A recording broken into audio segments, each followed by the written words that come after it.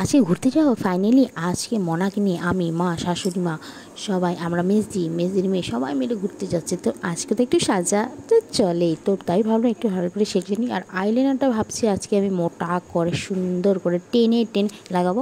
আর যদি as possible, যদি ওখানে সম্ভব হয় তো আমরা গিয়ে ওখানে সুন্দর করে ভিডিও করব, ঠিক আছে?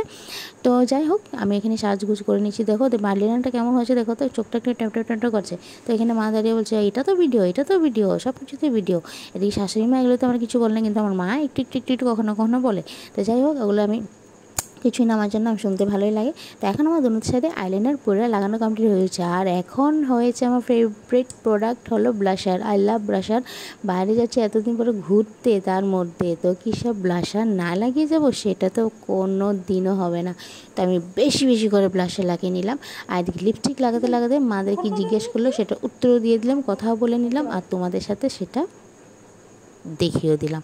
তো আজকের জন্য এতটুকুই। আমার লিপস্টিক কেমন লেগেছে জানাবে। Bye bye.